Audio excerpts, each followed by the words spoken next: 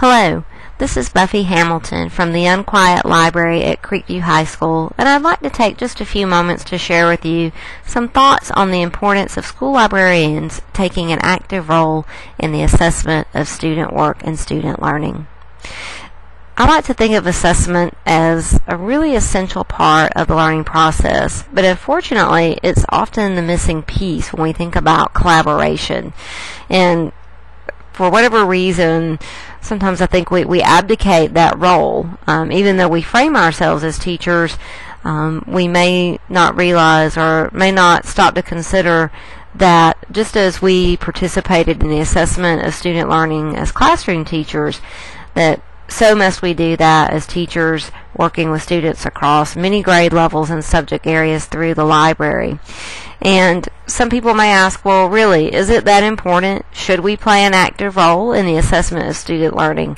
And I think if we're going to frame ourselves and position ourselves as being teachers in our learning communities, then we have to be willing to do the same types of activities and engage in these processes when we think about the big picture of instruction with students and the bigger picture of learning. That just as we expect teachers to be active in the role of assessment of student learning, then we too, as teachers in the library, must be willing to do that. And I think this is also an opportunity where we can really also take on a role as someone who shapes professional development and to frame ourselves as learning specialists by having conversations about assessment of student learning, not just with our classroom teachers and our administrators, but our students as well. Additionally, our NJASL Professional Handbook Empowering Learners with our guidelines for school library media programs actually and it very explicitly specifies that the school library media program is guided by regular assessment of student learning to ensure the program is meeting its goals. So obviously it's an important aspect of thinking about what targets are we meeting, but more importantly I think on an individual student level, it really helps us to gauge where are students at in the learning process and to really be better teachers and better instructors, and to provide better quality learning experiences for students of all ages.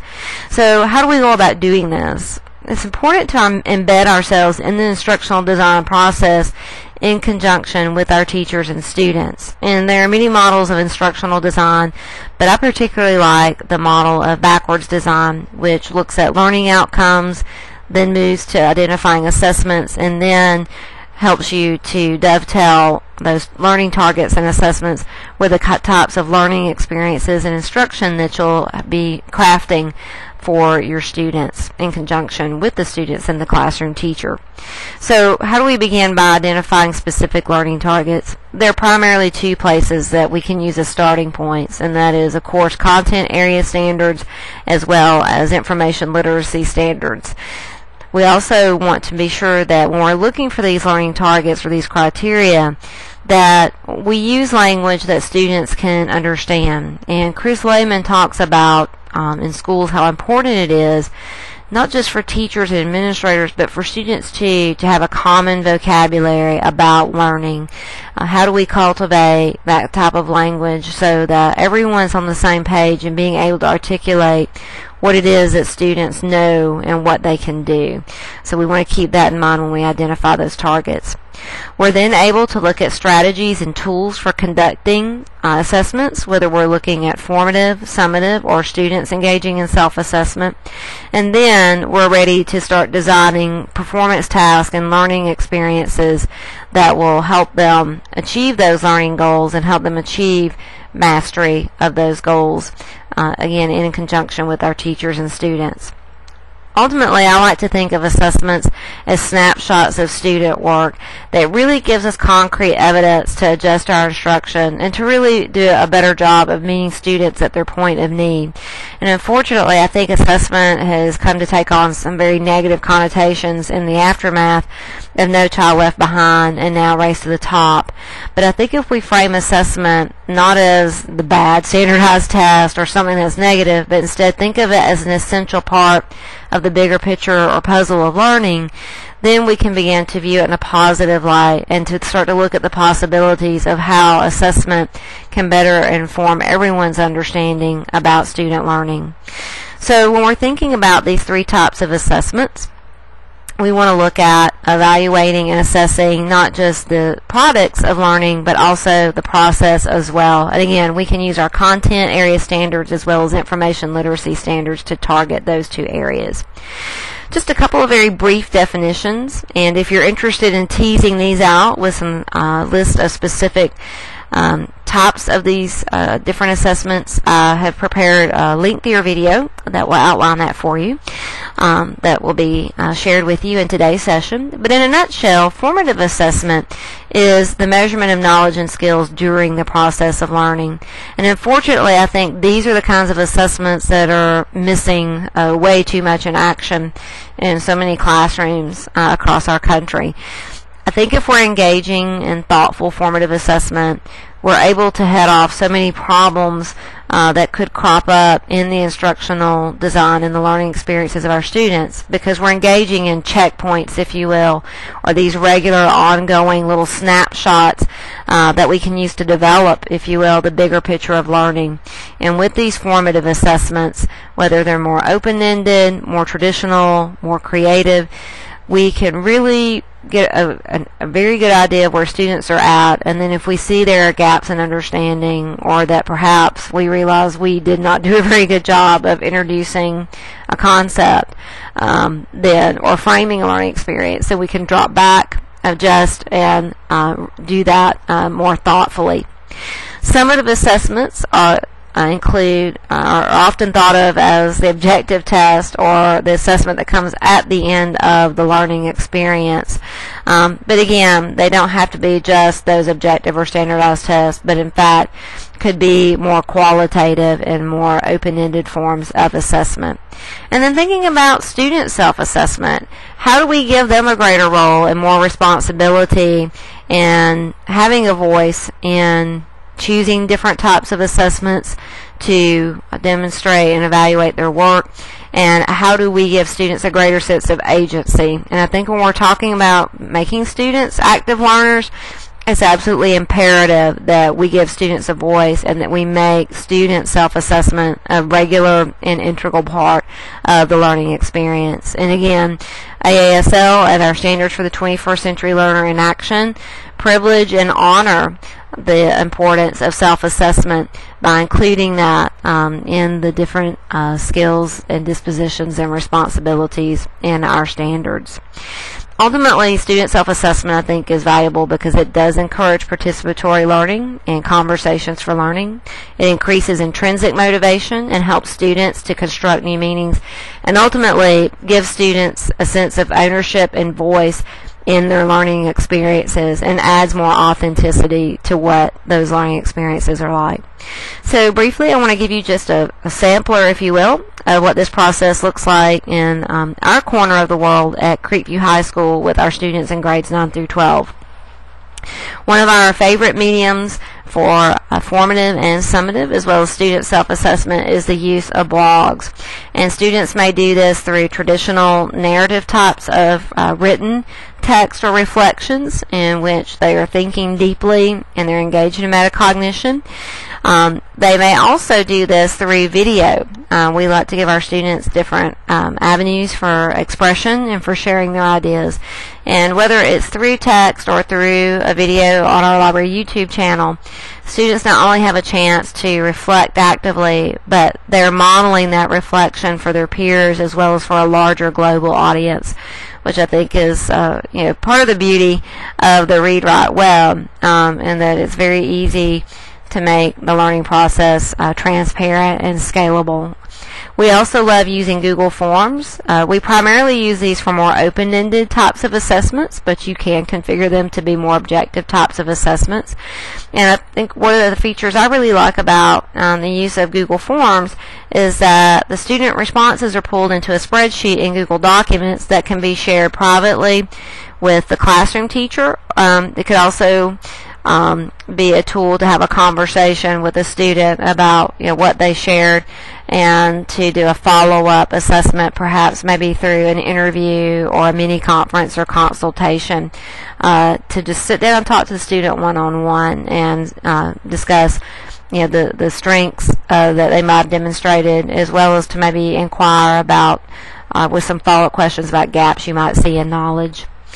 We also like creating digital portfolios, and there are several tools that you could use for this. VoiceThread, I think, is a very exciting possibility for students to showcase pictures of their work or screenshots of their work, and then to actually narrate and articulate why that work represents an exemplar and mastery of a specific learning standard or a set of standards for learning. It's also, you could use wikis to create digital learning products in which students can embed expressions of learning products in many different types of literacies. Wikispaces also provides a discussion tab for each page within a wiki, and this could be great for peer review, for student self-reflection. You've got a lot of possibilities for how you could use that discussion feature within the learning portfolio that students or classes might create with a tool like Wikispaces. You can also use good old-fashioned graphic organizers, and we've really stepped up our use of these in the last year in the library, and it's one of my favorite mediums for student learning.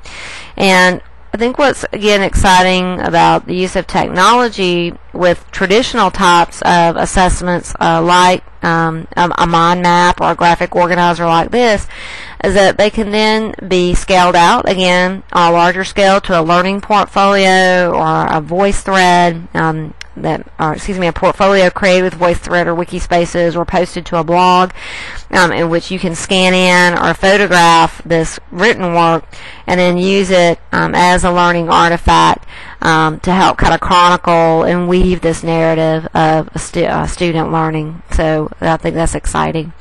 We also like using Google Documents to have one-on-one conversations with students or groups to provide ongoing feedback or more formative assessment. And again, this lends itself to anytime, anywhere learning, and it's wonderful if you can't get to a student that day in class, but then you can have a conversation in the Google document with the commenting threads after hours. Then students know that you're available. And again, this is just a way of embedding yourself in the classroom. We also love for students to share their narratives of learning on our library blog. And I think nothing's more powerful than honoring students moving from being novices to experts at certain skills, and for them to have a chance to showcase these new insights and to privilege their newfound expertise. We also love using Noodle Tools and NoodleBib as a medium for formative assessment. You could also use it for a summative assessment if you wanted. We use the assignment Dropbox as a way for students to share their bibliographies and their electronic note cards, and this provides a wonderful medium for intervention to see how are students coming along with the selection of sources, the evaluation of sources, where might they be struggling, how are they doing with synthesizing their notes, do they have too many direct quotes.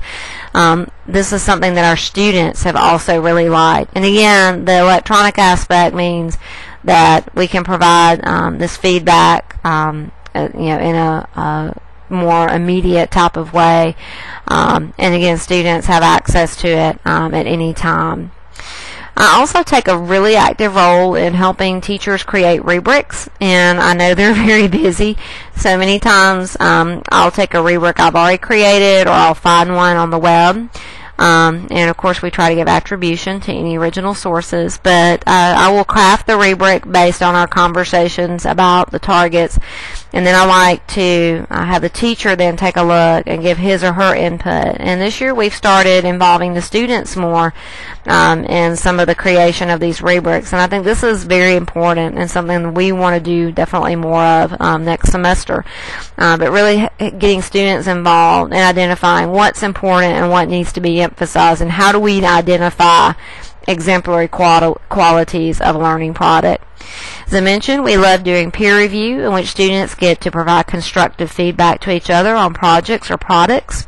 We also like using polling tools like Poll Everywhere for quick assessments. You could again do open-ended or objective types of assessments, and this can be a great springboard as students text, or if you're using computers and they can put their responses in through a desktop or a laptop computer, and you stream the results live. This can be a wonderful springboard for conversations about learning with your students just from that very quick snapshot assessment. You can also do basic observation. We've been doing a lot of fishbowl discussions this semester, and so the teachers and I, of course, are observing, we're listening, we're asking the students to be attentive and listening to each other, and we use checklists to help us kind of monitor or keep an eye on how students are coming along, and what are they doing well, what might they need to work on. We also sometimes have used just basic types of assessments, but that are very powerful. Maybe something just like an index card, in which we might ask students, based on the conversation in your fishbowl discussion today and what you heard your peers say, now what are some new questions that you want to investigate or that you need for clarification. So this is helping our students move more into synthesis and evaluation, and helping to engage in inquiry and move toward new understandings, but also to see, were you really listening to your peers, and now how are you internalizing that, and how is that social aspect of learning really affecting you and your understandings and construction of knowledge. So in conclusion, I hope I've given you a little bit of inspiration for thinking about the importance of assessment and your role as a librarian in the learning process. 3 recommended reads I'd like to share with you briefly. 21st Century Learning in School Libraries, edited by Kristen Fontachero. Assessing for Learning, Librarians and Teachers as Partners by Dr. Violet Harada and Joan Yashina. And last but not least, and one that's been especially influential for me in the last year, Librarians as Learning Specialists, Meeting the Learning Imperative for the 21st Century by Dr. Allison Zamuda and Dr. Violet Harada. Any of these 3 texts will give you a great treasure trove of ideas and concrete strategies and rationales for your role in assessing student work and your role as a learning specialist in your learning community. Thank you so much for taking time to tune in to the virtual presentation today. I'll be sharing through Marcy and Meg and Heather the complete list of references if you would like to follow up. And if you would like to contact me directly, you're welcome to do that via email, Twitter, or the blog. Thank you so much, and I hope you enjoy the rest of the conference.